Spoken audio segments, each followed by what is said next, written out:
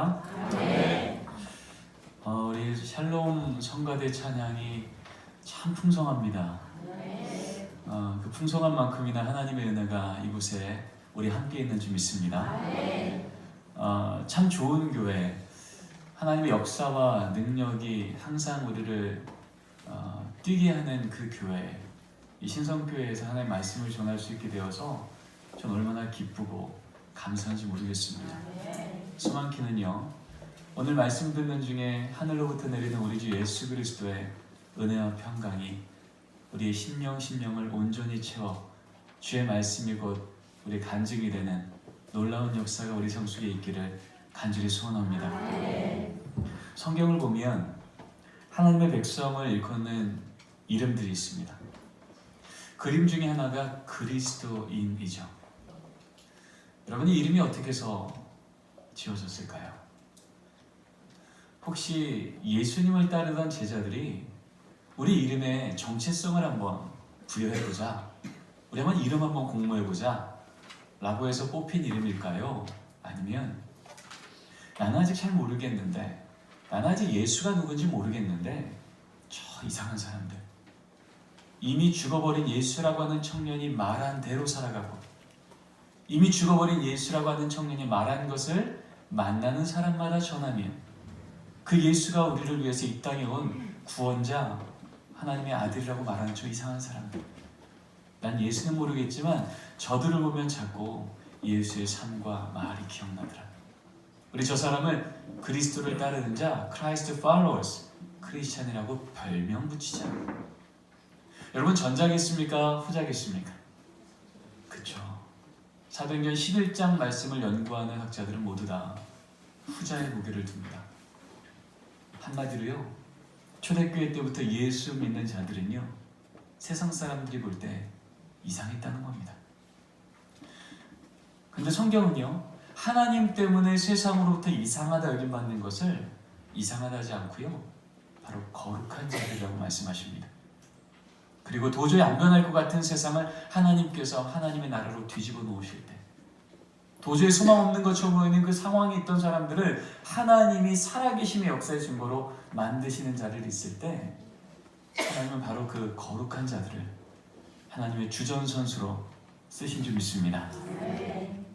지금 여러분 어떠십니까? 예수를 아직 알지 못하는 내 친구나 이웃분들이 오늘 지금 이 시간에 여러분이 이 자리에 앉아있는 것을 보면 어떻게 생각할까요? 정상입니까? 이상합니까? 이상하겠죠. 이 바쁜 세상에 조금이라도 더 쉬어야지 내가 뭔가를 더 할 수 있는 이 세상에 주일마다 아침 일찍 교회에 나와 섬기고, 특별히 오늘 이곳에 있는 분들 중에 우리 선생님들 있죠. 내 자녀 한 명 기르기도 바쁜 이 세상에 남의 자녀 한번 잘 길러보겠다고 헌신하고 수고하고 애쓰는 그 정말 이상한 사람들. 그러나 여러분, 바로 그 이상한 사람들, 우리 하나님이 정말 살아계시다면 하나님의 역사의 주전선수로 귀하게 들어 쓰실 줄 믿습니다. 그런 의미에서 우리 옆에 있는 우리 성도님들과 이렇게 인사하셨으면 좋겠습니다. 이상하셔서 감사합니다. 네, 우리는 서로 이상함을 감사해야 돼. 왜냐하면 우리는 세상 사람들이 알지 못하는 그 비밀이 우리 안에 있기에, 그 비밀로 인하여서 구별되지 않고는 살 수 없는 이 마음에 하나님이 주신 능력과 확신이 있기 때문에 그렇습니다. 문제는요, 지금 우리가 살아가고 있는 이 시대에 그 하나님 때문에 이상하다 여김받는 크리스찬들의 숫자가 줄어들고 있다는 게 문제입니다. 여러분, 2015년도 4월에 한국갤럽에서요, 한국인의 종교라고 하는 책을 냈습니다. 그 책을 보면 우리나라 예수 믿는 성인들의 숫자가, 퍼센테이지가 나옵니다. 21%로 나왔습니다. 생각보다 높은 퍼센테이지였죠. 이렇게 한국교회가 세상으로부터 질타를 받고 있는 이 시대 가운데도 여전히 20%가 넘는 성인들이 저 예수 믿습니다라고 말했다는 거죠. 문제는요, 같은 시기에 CCC에서 우리 중고등부 아이들을 대상으로 설문조사했습니다. 얘들아, 너희들 중에 예수 믿는 아이들 얼마나 되니? 몇 프로로 나왔을까요? 우리 성인들이 21% 예수 믿을 때 우리 아이들이요. 3.8% 나왔습니다. 3.8%면요. 우리 교단에서 선교사 파송할 때 많이 잡으면 5%, 아무리 적게 잡아도 3%. 그 민족의 예수 믿는 퍼센테이지가 그 정도 되면 미전도 종족이라고 말합니다. 여러분, 미전도 종족 얘기가요, 저기 아프리카 얘기 아닙니다. 저기 무너져가는 유럽 얘기 아닙니다. 전 세계에서 선교사를 두 번째로 많이 파송하는 이 대한민국, 예수 믿는 부모가 20%가 넘는 이 대한민국의 우리 자녀 세대의 얘기입니다. 그래서 여러분, 기독교 교육에서는요, 이 선교의 개념을 이제 확장해서 해석하기 시작합니다. 예전에 선교라 그러면 다른 나라, 다른 민족, 다른 언어권, 거기에 가서 예수 믿는 세대 되기까지 먹고 자고 하면서 그들에게 복음을 전하는 그분들을 선교사라고 했죠. 근데 그렇게 선교사를 많이 파송하는 이 나라의 자녀들마저 미전도 종족이 되는 것을 확인하고 나니, 선교는 수평적 선교만 있는 게 아니구나. 수평적 선교 너무나 중요하지만 동시에 중요한 건 수직적 선교가 있는 거구나. 다른 나라, 다른 민족이 아니라 우리 나라, 우리 동네, 우리 교회, 우리 집 아이들. 그러나 이미 미전도 종족이 되어버린 우리 아이들이 다시 예수 세대 되기까지 그들에게 복음 전하기를 버티며 전해야 될 사람들이에요. 그 이름이 교회학교 교사건, 믿음의 부모님이건, 아니면 그냥 성도님이건 상관없이 우리 다음 세대가 다시 예수 세대 되기까지 그들에게 복음 전하는 것을 포기치 않아야 될 사람들이라면 우리는 모두 이 시대에 수직적 선교사로 부름받는 줄 믿습니다. 우리 한 번만 더 인사 나눠볼까요? 옆에 있는 분들하고 이렇게 인사 나누겠습니다. 선교사님, 우리 아이들 잘 부탁드립니다. 여러분이 뭐라고요? 여러분 선교사입니다. 왜요? 우리 아이들이 지금 사는 세상이 미전도 종족이니까요. 여러분, 아무리 우리 다음 세대가 지금 이 시대의 세속에 위축되고 줄어들어서 3.8%밖에 안 된다 할지라도 여전히 우리에게 소망이 있으면, 여러분, 아무리 오염된 물도 바다를 만나면 정화됩니다. 아무리 오염된 고기도 대기를 만나면 정화됩니다. 여러분, 아무리 이 시대 우리 아이들이 세상 가운데 위축되고 얼룩졌을지라도 그들의 근원 되시는 살아계신 우리 하나님을 다시 만난다면 그들은 곧 정화되어 이 시대를 하나님의 나라로 다시 세울 믿음의 용장이 될 줄 우리는 믿습니다. 여러분, 100년 전에 이 땅이 어땠습니까?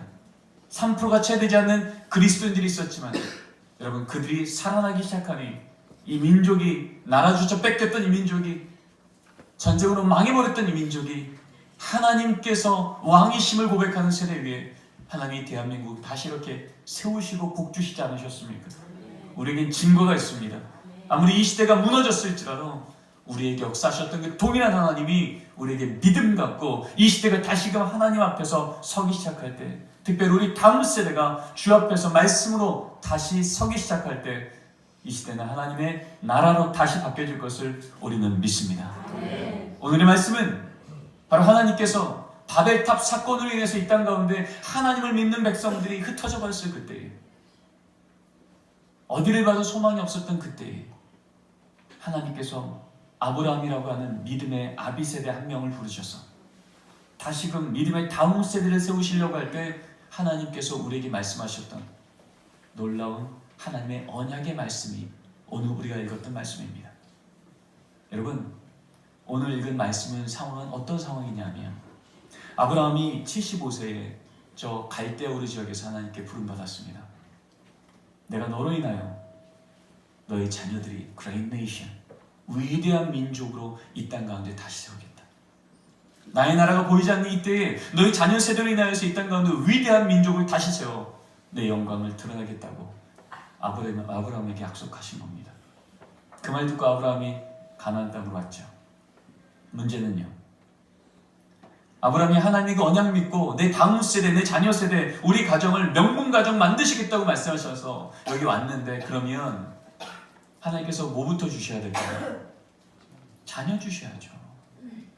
그런데 어찌된 일인지 24년이 지나도록 하나님 아브라함 가정에 자녀를 주지 않으십니다. 아브라함은 이 고민 속에 하나님께 질문하기 시작합니다. 하나님, 뭡니까? 24년 전에 저한테 약속한 거 뭡니까? 하나님 말씀 믿고 지금 친족 버리고 직장 버리고 다 버리고 지금 여기 와서 내가 사는데 하나님 살아계시다면 다음 세대 축복하셔야 될 거 아닙니까? 바로 그 질문 가운데 있었던 이 아브라함에게 하나님께서 나타나시자마자 선언했던 말씀이 오늘 17장 1절 말씀입니다.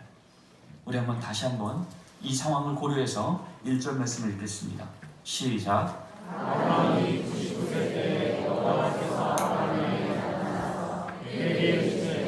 나는 전능한 하나님이라 너는 내 앞에서 행하여 완전하라. 아멘. 24년 만에 하나님께서 대뜸 아브라함의 앞에 나타나셔서 선언합니다. 아브라함아, 나 전능한 하나님이야. 나 24년 전에 너에게 언약했던 다음 세대 축복한다는 말 잊지 않았어. 그리고 하신 말씀은 히브리어로요, 히트, 할레크, 레파나이. 이 뜻은 한국말로 조금 더 의역하면 이런 뜻입니다. 너는 이제 너의 삶의 중요한 문제를 내 얼굴 앞으로 들고 나오라. 이런 뜻이에요. 무슨 말일까요? 오늘 읽었던 말씀 바로 앞절에 16장 16절에 성경은 말하기를 아브라함이 86세 때 누구를 낳았다고요? 이스마엘을 낳았다고요. 지금 하나님께서 그거 말하는 게 아닐까요? 아브라함아, 너에게 있어서 자녀 세대가 그렇게 중요하다면서. 근데 13년 전에 이스마엘 만들어낼 때 내 얼굴 앞에서 결정한 거 맞냐? 너의 인생이 그렇게 중요하다고 하는 그 자녀의 문제 앞에서 혹시 너 나 만나기 전에 저 갈대으로 우상 빚고 살 때 그때처럼 내가 안 움직이는 것 같으니까 네가 빚어서 아들 만들어낸 거 아니냐? 그렇게 빚어냈던 그 아들이 정말 내가 너한테 언약했던 것처럼 기쁨의 자녀가 되었냐? 혹은 그런 자녀가 너의 가정 가운데 정말 나의 나라를 세울 것처럼 보였냐? 라는 질문인 거죠. 이 말 듣자마자 아브라함은요, 3절 말씀에 보면 엎드려졌다라고 말합니다. 여기서 엎드려졌다는 얘기는 단순히 육체적으로 엎어졌다는 얘기만이 아니라 24년간 하나님 앞에 갖고 왔던 서운함, 불신, 질문, 이게 다 무장해제됐다는 얘기예요. 나는 하나님 말씀 잘 듣고 여기 와서 잘 사니 이제 내가 복받지 못하는 건, 내 자녀가 축복받지 못하는 건 다 하나님께서 일하지 않았기 때문이라고 생각했는데 하나님의 음성 한번 듣고 나니까 아니구나. 하나님의 그 언약이 우리 가정 가운데 이루어지지 않는 이유는 하나님의 문제가 아니라 내 문제였구나. 내 믿음이 삐뚤어져 있었구나. 하나님의 법 엎드려지자마자 하나님께서 아브라함한테 말합니다. 아브라함아, 너 이름 바꾸자. 제 설교 따라서 파워포인트를 좀 넘겨주시면 감사하겠습니다. 여러분, 이름 바꾸자 말씀하신 거예요. 말씀하실 때 아브라함아, 너 아브람 말고 아브라함 하자라고 말씀하셨죠. 아브라함은 존경받는 자라는 뜻입니다. 족장시대 때 존경받는 자라는 뜻은요, 이런 거예요. 그저 우리가 좀 잘 건사하면 되는 겁니다. 자녀한테 존경받고요, 아내한테 존경받고요, 그냥 요 가정 잘 건사하면은 행복한 사람이에요. 하나님 보실 때 그랬던 거예요. 하나님께 복 받겠다고 그 땅 다 버리고 여기 가서 24년을 살지만 결국 하나님 보실 때는요, 하나님 우리 가정요 축복해 주세요. 조금 더 소비할 수 있게요. 조금 더 평안할 수 있게요. 거기 안에 매몰되어 있는 아버, 우리 가정 축복하면 좋은 하나님, 우리 가정 내가 원하는 거 안 채워주면 불만 갖고 원망할 하나님. 하나님 보실 때는 그래서는 안 된다는 겁니다. 내가 너를 통해서 이루고자 하는, 너의 자녀 세대를 통해서 이루고자 하는 나의 나라는 그 좁은 지경으로 안 된다는 거예요. 그 지경을 넓히자는 겁니다. 가정에 매몰되어 있는 아비가 아니라 이 가정을 뛰어넘어 그 동네를, 그 민족을, 열방을 향한 하나님의 나라와 뜻을 이룰 그 다음 세대를 길러간 믿음의 지경을 넓히라는 겁니다. 똑같은 얘기를 합니다. 사례야, 너 사랑하자. 사례는 공주라는 뜻이에요. 공주는요, 내가 갖고 싶은 거 가지면 행복한 사람입니다. 아무도 뭐라고 하지 않습니다. 내가 취하고 싶은 거 취하면 더 행복한 사람입니다. 누구도 뭐라 하지 않습니다. 그런데 하나님 보시는 거예요. 사례야, 너 나한테 그렇게 간절히 기도하면서 복 달라고 하지만 그저 복 달라고 하는 그 기도가 내가 갖고 싶은 것 조금 더 갖고 내가 취하고 싶은 것 조금 더 취하고 그저 나의 것에 이기적인 신앙만으로 나를 쳐다보는 믿음으로는 안 되겠다. 그런 믿음 갖고 있으면 내가 너한테 이삭 줘도 또 이스마엘 될걸. 왜요? 자녀는 부모를 보고 자라거든요. 아, 신앙은 이런 거구나. 아, 기도는 이렇게 하는 거구나. 하나님이 이런 존재구나. 그렇게 자라는 세대로는 하나님의 나라를 이 땅 가운데 세울 수 없다는 거죠. 다시 바벨탑을 쌓을 수 없다는 겁니다. 여러분, 여기 계신 우리 집사님들, 성도님들 결혼해서 자녀 낳기 전까지 어떻게 사셨어요? 공주님처럼 사셨죠? 그쵸? 아, 조금 더 저거 먹고 싶고 조금 더 입고 싶고 그래야 됩니다. 아무도 뭐라고 하지 않습니다. 근데 그러다가 아내가 딸을 낳기 시작했어요. 아들을 낳기 시작했어요. 자녀 한 명만 생겨도요, 관심 분야가 어떻게 바뀌죠? 나 저거 먹고 싶어 해서 뭘로 바뀌어요? 나 저거 우리 딸 먹이고 싶어. 나 저거 갖고 싶어 해서 뭘로 바뀌어요? 나 저거 우리 아들 손에 쥐어주고 싶다고요. 공주 같던 아내도요, 자녀 한 명 생기면 관심 분야가 달라지는 겁니다. 취하고 싶은 게 아니라 쥐어주고 싶고 먹여주고 싶고 채워주고 싶고 헌신하고 싶은 겁니다. 하나님이 그 얘기하는 겁니다. 사례야, 너 공주 같은 정체성으로 안 되겠다. 내 아비의 이 마음을 가지고 나의 가정과 나의 민족과 나의 나라를 그렇게 먹이고 중보할 믿음의 어머니가 되거라. 여러분, 그렇게 해서 이 이름 바꾸자마자 하나님, 저 아브라함에서 아브라함 될게요. 사레에서 사라 될게요. 말하자마자 24년간 지연된 것처럼 보였던 우리 가정을 향한 하나님의 축복의 그 언약이 바로 그 다음 해에 이 가정 가운데 간증거리가 된 줄 믿습니다. 24년간 취소된 것처럼 보였던 하나님의 내 가정을 향한 약속, 우리 다음 세대를 향한 그 약속이 바로 우리 가정에 하나님을 향한 찬송거리가 된 줄 믿습니다. 여러분, 우리는 어디에 더 가깝습니까? 하나님 앞에 열심히 갖고 기도하고 다음 세대 살려가고 있다고 하는 우리 믿음의 부모 세대지만 아브라함에 가깝습니까? 아브라함에 가깝습니까? 사레에 가깝습니까? 사라에 가깝습니까? 여러분, 오늘 말씀 듣는 중에 하나님, 이제 우리가 아브라함과 사라가 되어 하나님의 나라를 위해 우리 자녀를 어떻게 쓰실런지 주 앞에 믿음으로 드려지는, 그래서 하나님이 내게 허락한 그 믿음의 언약이 우리 자녀의 삶을 통해서 하나님께 감사로 올려지는 놀라운 역사가 바로 이 시간부터 우리 가운데 일어날 줄 믿습니다. 네. 여러분, 오늘 말씀을 통해서 우리가 한 가지 더 기억해야 될 것은요, 하나님께서 우리에게 주신 축복은요, 반드시 사명으로 연결되어야 한다는 것입니다. 여러분, 오늘 말씀에 나와 있지는 않지만 사도행전 7장에 가보면요, 아브라함이 도대체 메소포타미아 땅에 있을 때에, 갈대 우르 있을 때에 무슨 사건을 경험했길래 그는 그것을 다 버리고 가나안 땅으로 올 수 있었을지를 스데반 집사님이 성령의 감동하심을 따라 순교당하기 바로 전에 설교했던 그 말씀에 나와 있습니다.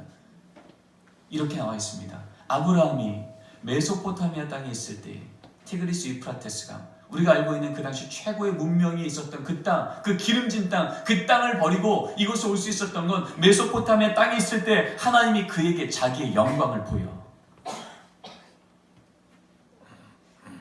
여러분, 아브라함이 아버지가 75세 될 동안, 아브라함이 75세 되기까지 아버지가 우상 빚던 사람이면 아브라함 뭐 하면서 살았을까요? 우상 빚었겠죠. 족장시대인데요. 그러면 한마디로 아브라함은요, 우상쟁이였다고요. 그 우상쟁이가 어떻게 믿음의 조상이 됐습니까? 하나님이 그에게 자기의 영광을 보여. 우상쟁이는요, 내 손으로 빚어 영광을 얻는 사람이었어요. 근데 내 손으로 빚어서 어떤 영광을 얻었던 그 영광보다 하나님이 내게 하나님의 영광을 보이고 나니까 이건 비할 수 없는 영광이었던 거예요. 영원한 영광이었던 거예요. 그러고 나니 내가 노동해서 얻는 이 영광보다 하나님이 은혜로 주신 영광을 보고 나니 이건 당연히 내려놓고 저 땅 가는 거죠. 우리도 이 하나님의 영광을 본 줄 믿습니다. 하나님의 은혜와 영광이 드러난 부활하신 예수 그리스도의 영광을 우리는 모두 본 줄 믿습니다. 그래서 우리는 여전히 세상이 말하는 돈이, 세상이 말하는 건강이, 세상이 말하는 권력이 우리에게 중요하지 않아서가 아니라 그것보다 더 큰 영광이 우리에게 주어졌기에, 아니 그것을 주관하시는 하나님이 우리 하나님인 것을 우리는 믿었기에 그 하나님께 우리의 삶을 순종하며 걸어가고 있는 줄 믿습니다. 바로 이 은혜 받은 자가 아브라함이었다는 거예요. 그렇게 은혜 받아서 여기 왔으면 여러분 이 은혜를 이제는 하나님께서 내게 주신 사명, 어떤 사명이에요? 우리 한 장 넘겨보겠습니다. 18장, 창세기 18장 19절입니다. 같이 한번 읽겠습니다. 하나님께서 아브라함에게 주신 사명이에요. 19절이요. 읽겠습니다. 시작. 내가 그로 그 자식과 번식에게 명하여 여호와의 도를 지켜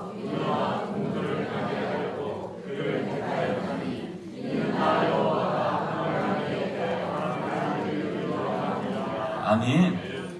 지금 하나님께서 말씀하시는 거예요. 이름 바꾸자마자 하나님께서 사라의 배에 이제 생명을 주십니다. 아직 낳기 이전이에요. 배가 이렇게 불렀는데 하나님께서 아브라함한테 한 번 더 말씀하십니다. 아브라함아, 내가 너를 왜 택했는 줄 아니? 내가 너를 택한 이유는, 내가 너에게 건강 준 이유는, 내가 너에게 믿음 준 이유는, 내가 너에게 재산 준 이유는 더 많이 소비하고 더 많이 누리라고가 아니라 너의 자식과 그 자식의 공동체들이 여호와의 의와 공도를 지켜 행하는 것을 내가 보고 싶어서. 여러분, 우리에게 하나님이 복 주신 이유는, 우리에게 믿음 주신 이유는 우리의 자녀가 하나님이 없다고 외치는 이 세대 가운데서도 거룩하게 구별되어 여호와의 의와 공도를 지켜 행하는 것을 하나님이 보고 싶으셔서 이 놀라운 사명이 우리에게 하나님이 복 주신 이유인 줄 믿습니다. 그렇다면 여러분, 우리는 목숨 걸고 무엇을 전해줘야 될까요? 우리 자녀 세대에게 무엇을 전해줘야 될까요? 예수의 이름을 전해줄 줄 믿습니다. 초대교회 때 우리 그리스도인들의 별명이 있었습니다. 마루투스였습니다. 위트니스. 이것을 성경은 증인이라고 번역하고 있습니다. 그런데 여러분, 이 마루투스란 단어와 어원이 똑같은 단어가 마털이라고 하는 단어인데 뜻이 순교자란 뜻입니다.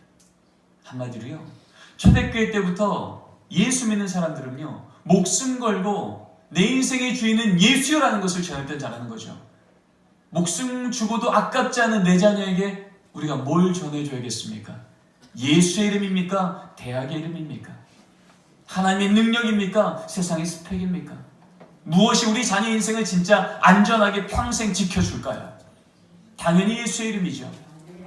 근데 여러분, 지금 우리는 무엇을 우리 자녀 이름에 쥐어주고 있습니까? 여러분, 제가 1년 전에 지도했던 석사과정 학생이 논문을 썼습니다. 그 논문의 주제는 이거였습니다. 이 시대 중고등부 아이들에게 있어서 신앙에 가장 큰 영향을 준 요소가 무엇일까? 지금 이 자리에도 우리 중고등부 아이들이 있는데요.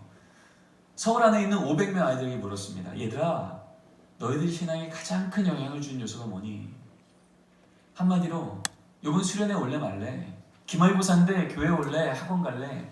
그거 할 때 어디 갈지를 결정하는 가장 큰 요소라는 거죠. 여러분, 적어도 우리는요, 그동안 중고등부 아이들이라고 하면 또래 친구들, 혹은 뭐 강균성이나 비와이나 뭐 크리스찬 연예인들, 조금 좋은 숙소, 좋은 엔터테인먼트, 좀 이런 것들 좀 한다 그러면 아이들이 좀 더 올 것 같아요. 그런데 정작 1년 전에 중고등부 아이들 500명을 대상으로 했는데 결과는 이렇게 나왔습니다. 1위 엄마 52.4%, 2위 아빠 16.5%, 3위 교회 앞에 친구나 선후배 10%. 한마디로요, 내 신앙에 가장 큰 영향 요소가 70%가 부모들하는 겁니다. 그래서 이제 궁금해졌어요. 그렇다면 이렇게 강력하게 영향 주는 요소가 부모라면 우리 이 시대 부모들은 어떤 가치관을 갖고 있을까? 500명 아이들의 부모에게 거꾸로 전수조사했습니다. 이렇게 물었죠. 부모님, 종교가 뭐예요? 95%의 부모님이 예수 믿는다고 했습니다. 두 번째 질문이 이거였습니다. 그렇다면 부모님의 자녀의 중요한 시험을 앞두고 중고등부 예배 시간하고 학원 특강이 겹치면 부모님, 우리 자녀가 어디 갔으면 좋겠습니까? 예수 믿는다고 하는 95%의 부모님이 섞여있는 이 결과는 이렇게 나왔습니다. 60%의 부모님들이요, 그러면 우리 자녀 예배 말고요 학원 갔으면 좋겠습니다. 그래서 넌 크리스찬 자료 뺐습니다. 이제 모두 다 예수 믿습니다고 하는 자료만 갖고 재조사했습니다. 결과는 더 비참했습니다. 평신도 그룹, 집사님 그룹, 항존직 그룹 올라가면 올라갈수록 학원 보냈으면 좋겠습니다는 퍼센티지가 더 올라갔습니다. 여러분, 지금 우리 한국교회 다음 세대가 무너졌다고 말하지만 진짜 무너진 건 다음 세대가 아니라 부모 세대입니다. 부모 세대 신앙이 무너지고 나니 우리 다음 세대가 밟고 일어설 보고 따라갈 길이 없어진 겁니다. 여러분, 이런 겁니다. 중학교 2학년짜리 딸 아이 기말고사 기간에요. 중등부 예배 시간 아침 10시에 주일 아침에 엄마 집사님이 학원 앞에 딸을 딱 내려주며 얘기합니다. 혜인아, 이번 기말고사 얼마나 중요한지 알지? 열심히 공부해. 엄마 열심히 기도할게. 그리고 엄마는 어딜 가세요? 교회 가시는 거예요. 교회 와서 뭐라고 기도할까요? 하나님, 우리 딸 좋은 성적으로 하나님께 영광 돌리게 해주세요. 여러분, 정말 하나님이 살아계시다면 이 기도를 들어주실까요? 안 들어주실까요? 들어주세요. 네. 백보양보해서 그렇게 해서 이 딸이 명문대학 갔다고 치죠. 그러면 하나님이 정말 살아계시면 이러한 방식으로 이 딸이 대학을 졸업하고 직장을 갖고 결혼을 하고 가정을 꾸릴 때마다 그 가정을 승승장구하게 하실까요? 아니면 하나님께서 멈추게 하실까요? 멈추게 하겠죠. 하나님이 진짜 살아계시다면. 여러분, 그렇게 돌아서는 엄마의 뒷모습을 보고 열심히 공부 열심히 기도할 때라고 돌아서는 엄마의 뒷모습을 보고 이 딸은 무슨 생각을 할까요? 아, 신앙은 여차하면 제껴도 되는 거구나. 급할 땐 찾고 손해볼 것 같을 땐 여지없이 교회가 아니라 학원이, 예수의 능력이 아니라 스펙이 내 인생을 안전하게 지켜주는구나. 여러분, 우리 자녀들이 이 타락해버린 신앙을 세상에서 배우는 게 아니라 예수 믿는 부모 등을 보고 배우고 있습니다. 여러분, 21% 예수 믿는 부모 밑에 3.8% 미전도 종족이 된 건 다른 게 아니라 그 예수 믿는 부모의 믿음이 정상이 아니기 때문에 그렇습니다. 예수를 모르는 세상 사람들이요, 내가 살아보니 내 인생을 진짜 안전하게 지켜주는 게 학벌이더라 그러면요, 내 자녀가 어렸을 때부터요 학벌만큼은 쥐어주고 키웁니다. 타협의 문제가 아니에요. 내 인생을 가장 안전하게 지켜줬으니까. 내 인생을 가장 안전하게 지켜준 게 돈이더라 그러면요, 내 자녀 어렸을 때부터 딴 건 몰라도 돈은 쥐어줍니다. 여러분, 정말 21%의 예수 믿는 부모가 정상이라면, 정말 내 인생을 안전하게 지켜주는 가장 큰 능력이 예수의 이름이 맞다면, 여러분, 우리 자녀 세대에게 무엇을 목숨 걸고 전해줘야 돼요? 예수요. 근데 우리는 정말 무엇을 우리 자녀에게 우선순위로 두고 사는 게 지혜로운지 알려주고 있습니까?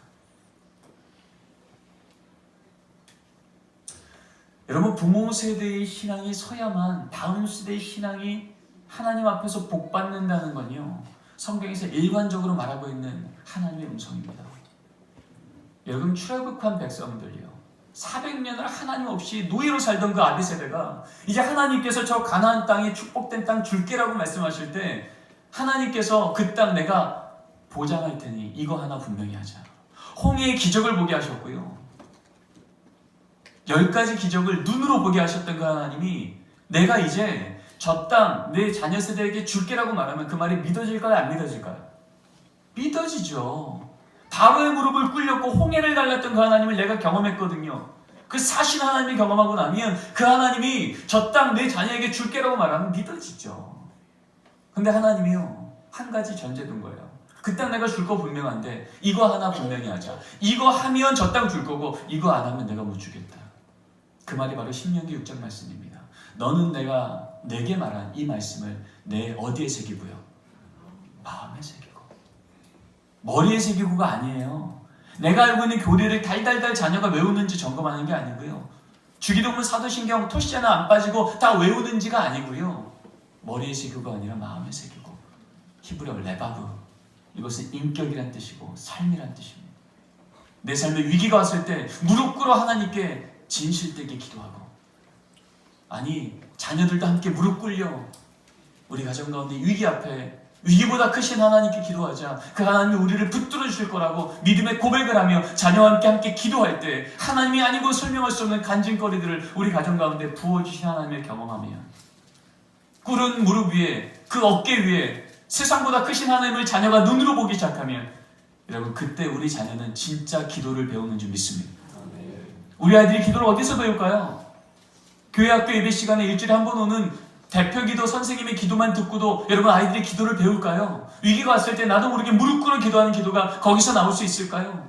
음란 문화, 폭력 문화, 이기심 문화, 바로 그런 세상 가운데 살아가는 동안 그것을 단단하게 결연히 끊고 거룩하게 도도히 하나님을 따라가는 그 삶을 살아갈 수 있는 그 경건한 삶이 그것 보고 배울 수 있을까요? 아니요.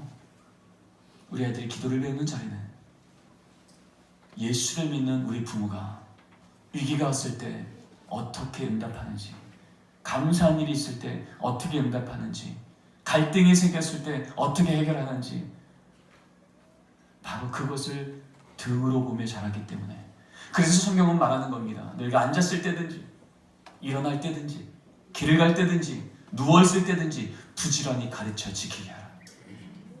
여러분 거기에서 우리 신앙은 전수되는 줄 믿습니다.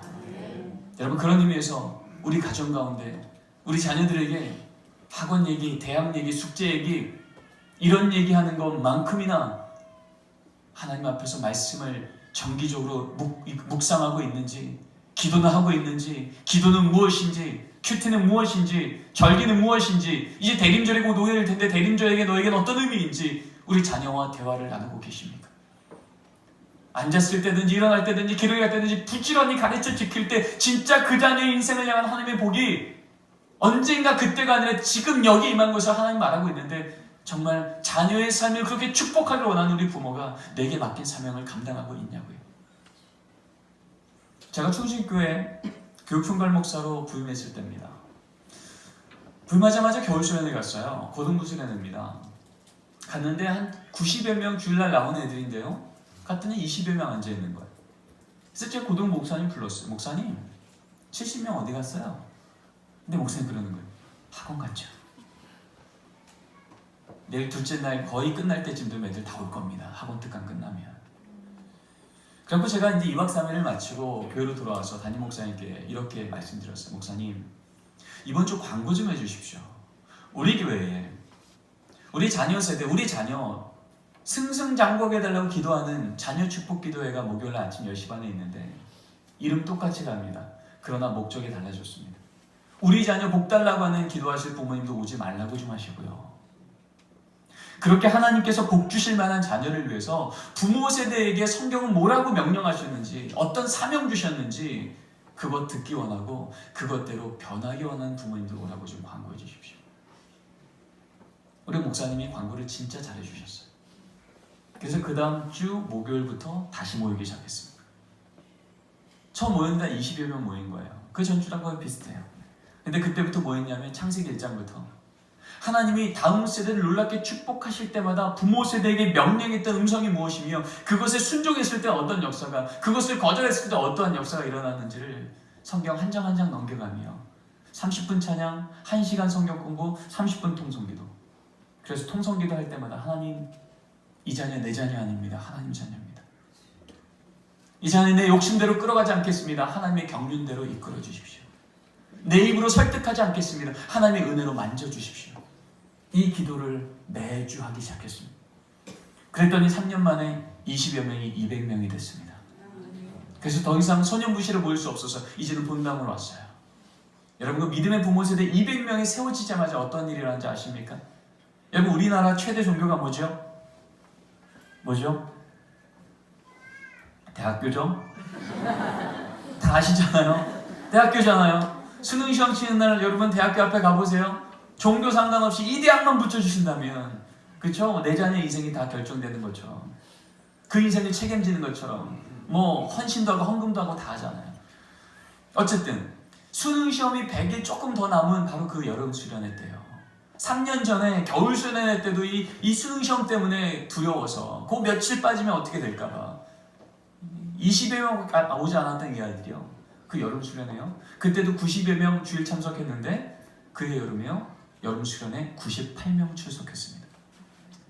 고3 아이들 한 명도 안 빠지고 다 왔습니다. 심지어 고3에 가요. 친구를 전도해 온 거예요.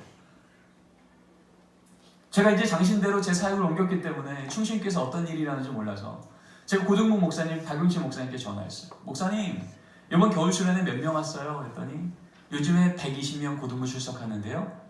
올해 겨울 수련회 125명 왔습니다. 누가 변해서야? 부모님이 변해서. 특히 누가 변해서요? 엄마가 변해서요. 여러분, 수능 시험 치는 날 그날의 기억력과 분석력과 컨디션과 체력과 모든 것을 주관하신 분이 누구실까요? 하나님이시죠. 근데 그 하나님이 그 시험 100여일 앞두고 그 중요한 날인 거 알면서도 하나님이 너 내 앞에서 좀 기도하자. 네가 왜 대학을 가야 되는지, 너의 인생을 향해서 내가 어떤 꿈을 갖고 있는지, 네가 얼마나 존귀한 인생이기에 앞으로 어떻게 살아야 될지 내가 너에게 얘기하기 원하고 내가 너에게 지혜와 너에게 담대함 주기 원한다 말할 때, 여러분 그 자리에 나와서 엎드려 기도하고 하나님께 그 인생을 맡기는 아이들, 그래서 나머지 100일을 두려워서 공부하는 게 아니라 하나님이 주신 비전 때문에, 담대함 때문에, 평안함 가운데 하루하루를 그렇게 귀하게 살아가는 아이들이 지혜로울까요? 아니면 그 100일 남은 그 시험, 요 며칠 공부 안 하면 어떻게 될 것 같아서 불안해하며 두려워하며 학원 특강 가며 그래도 하나님 놓칠 수 없어갖고 자기 전에 하나님 저 대학 들어가게 해주세요 기도하면서 그렇게 100일 보내는 아이들이 지혜로울까요? 누가 지혜로운 겁니까? 수련회 오는 애들이 지혜로운 겁니까? 학원 특강 가는 애들이 지혜로운 겁니까? 아직도 헷갈리세요?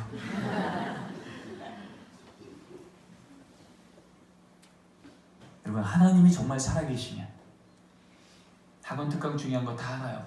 그러나 우선순위는 무너지지 않아야 될 줄 믿습니다. 그때 하나님 우리의 믿음을 보시고 그래 네가 나를 정말 사랑하는구나 말씀하시며, 여러분 에스겔 말씀에 보면 이런 말씀이 있습니다.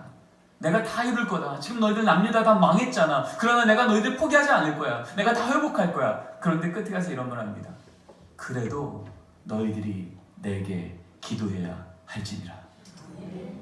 우리 없어도 하나님 다 일하세요.